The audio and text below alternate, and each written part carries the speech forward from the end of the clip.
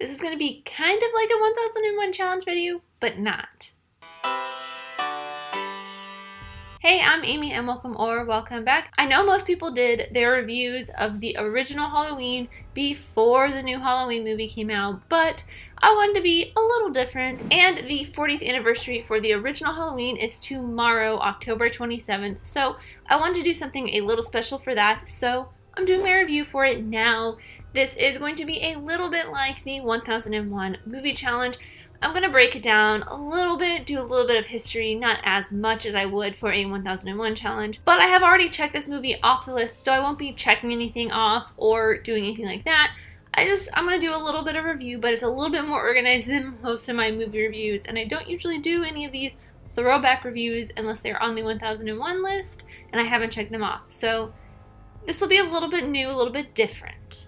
And just like with every 1001 video, I'm going to be doing a very short summary. 15 years after murdering his sister on Halloween night 1963, Michael Myers escapes from a mental hospital and returns to the small town of Haddonfield to kill again. It has been maybe 2 or 3 years since I last saw this movie. The first and only time I have actually seen this movie was in a theater during a throwback. I talked a little bit about this during my review for the new Halloween movie. I saw this movie for the first time in a theater that was nearby my hometown where they showed throwback movies, and the Halloween before I moved out to LA, they were showing Halloween, and I was like, you know what? I'm trying to get into more scary movies, so I went and I saw it and I fell in love, and that's the only time I have seen Halloween is actually on a big theater screen, and it was really amazing. So it was kind of weird to be watching this on my small little computer screen, but you take what you can get. Plus, I'd seen the new Halloween just a couple hours before, well, the day before, and I'm not going to be doing like a comparison between that new Halloween movie and this Halloween movie because this movie is so great on its own.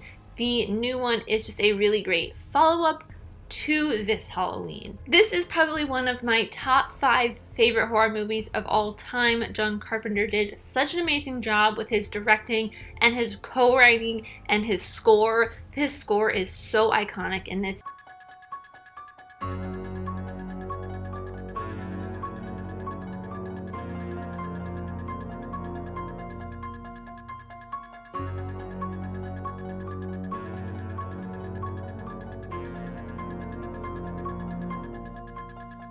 It's just haunting, and it comes in and out at the perfect times. A little comparison to the new one. The new one does something very similar. Even though John Carpenter didn't direct that one, he produced it, but he also scored it, and oh, the score is so good. And you cannot have a Halloween movie, except for Halloween 3, without Michael Myers, the Shape, the Boogeyman. He is just such an incredible force throughout this entire movie. You see him in the background of a lot of shots.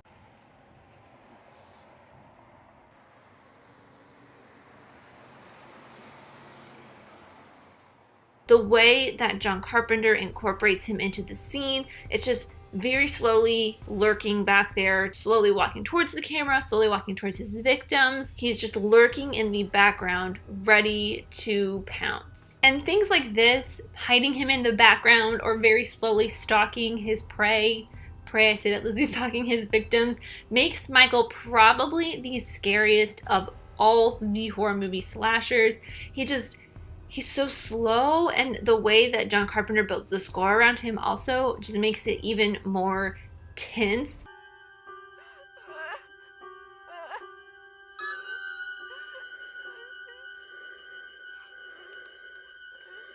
And you just feel this sense of foreboding around Michael because you can't see his face. He's basically expressionless. You can't even see his eyes because he has that mask on. His face is just kind of expressionless. Similarly to Jason, but with Michael, he just has that knife and he's just coming at you so slowly, so menacingly. Plus, Michael kills with just no discretion whatsoever. He doesn't care who you are, what you are. He will kill you. He killed dogs in this. Spoiler alert if you haven't seen this movie. But he comes after you, and it's quite terrifying. Especially even when you see little Michael as a kid. He goes after his sister for having sex with her boyfriend, and it's just, what?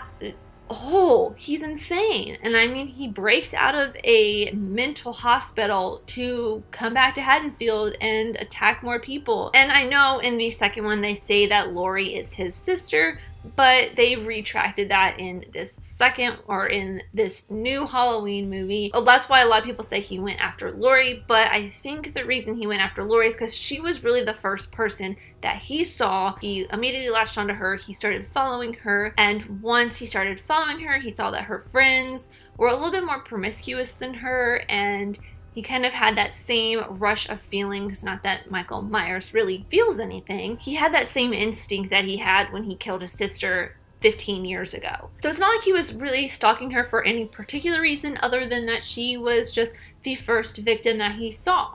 If it had been anybody else that had come up to the door because she had to drop that key off, maybe if her dad had dropped the key off instead of Laurie, he would be stalking her father, and that would not have been as fun of a movie. And the last 20 minutes of this movie are some of the most intense and probably my favorite 20 minutes of a horror movie, of any horror movie that I've ever seen. It's because of Carpenter's score, because of his cinematography, well, not necessarily his cinematography, but because of the cinematography in the movie and Carpenter's directing, you are in Laurie's place. Like, you feel like you are Laurie, and you feel like you are being chased by Michael, mostly because of the way he walks across the street while she's running away. She's hobbling away from him, trying to get away from him as fast as she can. She's trying to get the door open. She's trying to get Tommy to open the door for her, and he's being really slow. Michael is just there walking, and you just see him slowly creeping up, and it's just,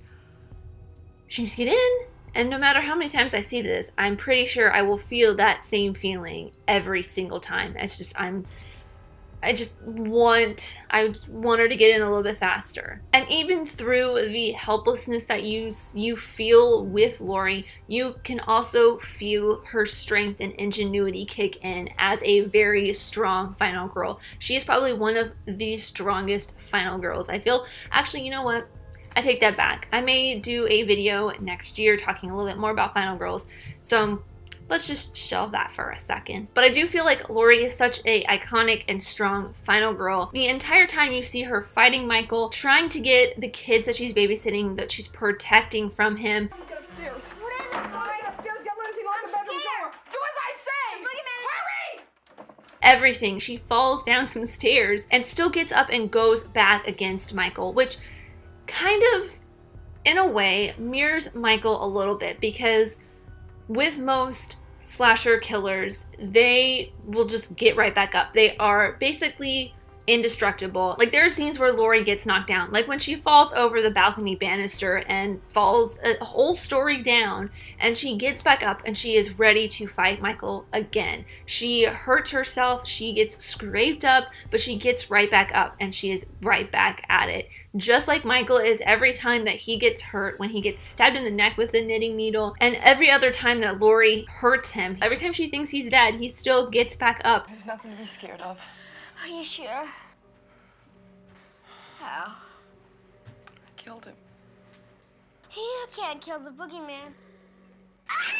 And is right back there to face her. Even when Loomis shoots him, he still gets back up and disappears. That also is what makes Michael terrifying, but at the same time makes Laurie so very strong as a final girl. And another thing about these last 20 minutes are, because you are right there with Laurie, you feel the anxiety that she is feeling through the score, through the cinematography, through the directing. And like I've been saying through this entire video, those three things are what make this movie so great. It just builds, Carpenter just builds the tension for you. You feel yourself through the entire closet scene. I noticed this myself. I was holding my breath the entire time while Michael was just stabbing at her. Laurie was trying to get the hanger undone to stab back at Michael, and I was just like, stop, he's gonna get you. You're in a corner. You're in a closet. He's coming after you. I felt myself holding my breath. I was so anxious the entire time. And because we have such a classic final girl like Laurie, we have to talk a little bit about how classic of a slasher this movie is. This is I talked a little bit about it, I think, in my Halloween review. Actually, I don't think I talked about it in my Halloween video. I think I talked about it in my Cabin in the Woods video on Sunday. But a lot of people consider Psycho to be an original slasher movie, which I can see points for that. And I say it is like a godfather of horror movies, or a godfather of slasher movies. Godfather of horror movies too, I guess. The real, like, more of the first original slasher movies to me kind of more is like around Black Christmas, Halloween, and Texas Chainsaw Massacre. Those three I feel like are really up there with being some of the great original slashers and really setting off what the stereotypes and typical tropes are for a slasher movie. Of course, you get the final girl, in this case Laurie Strode, usually seen as a little bit studious and sometimes kind of more like a little bit of a virgin maybe, and also not as promiscuous as her close friends, who usually are the ones that get killed off first because they have either had sex with their boyfriend or they're on their way to do so, or something of a similar nature. Just the killer innately has this sense that these teens are having sex and they go straight for them first, which is a very big trope throughout a lot of slasher movies. I talked a lot about that in my Cabin in the Woods video. If you want to check that out, I really enjoyed making that video. It's up there. It is, I feel like, a really great representation of a little bit of slasher history, even though I don't really consider Cabin in the Woods to be a slasher movie, but it does play on a lot of slasher tropes. And I know I said that there are some stereotypes of the final girl being studious and a virgin, but it's not necessarily explicitly said that Laurie is a virgin, but it's more pointed out that guys are intimidated by her, so she doesn't really have a boyfriend and doesn't really care to. She is a little bit more reserved. She is more focused on studying and getting good grades and things like that, which in a lot of movies like this are placed onto the final girl trope. The more promiscuous friends of the final girl aren't usually very studious. They're very just open and they just want to drink beer and have sex and do whatever they want, while the final girl is the one that's kind of trying to keep everybody in line, kind of in check. And another classic trope of slasher movies is the fact that the killer never uses a gun. That is how you get the term slasher. They use hand-to-hand, well, they don't really necessarily use hand-to-hand combat, but they use tools that use their hands, and they have to kind of slash, usually a knife, in Michael Myers' case, sometimes a hammer. And there's also Jason uses a machete and Freddy uses his finger knives. And I guess in Texas Chainsaw Massacre, Leatherface uses a chainsaw. Things you have to get really close to your victims for, which is a terrifying thought. I don't know why I love these movies so much, because I'm scared by those kind of thoughts very easily. But I just really love the psychology behind some of these movies. And I did mention this very briefly before, that the killer always seems to go down but gets right back up, never seems to die. And before I round this out, there is one issue that I have had with this movie ever since the first time I saw it. I've seen clips of this movie before I even saw it for the first time. I saw a lot of clips of this when we were talking about slashers in my horror film class, because it is a classic film that you should watch when you're taking a horror films class. But there is a scene at the very beginning of the movie where 6-year-old Michael, I think he's 6 years old. Yeah, he's like 6 years old.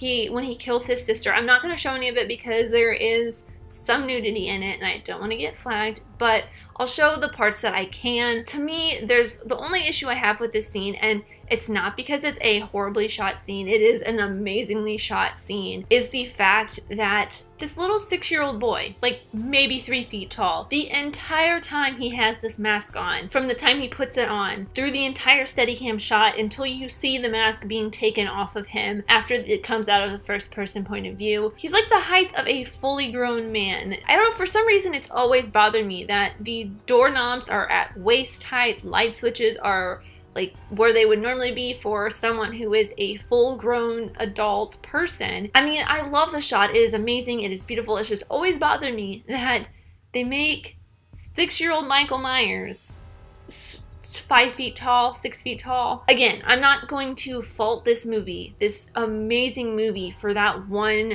little thing. I think it's just mostly because of myself and the fact that I look for tiny little details like that, seeing as I was a production manager and script supervisor all through college, that's kind of what my training was to do, was to look for little inconsistencies like that, especially when you're on a set.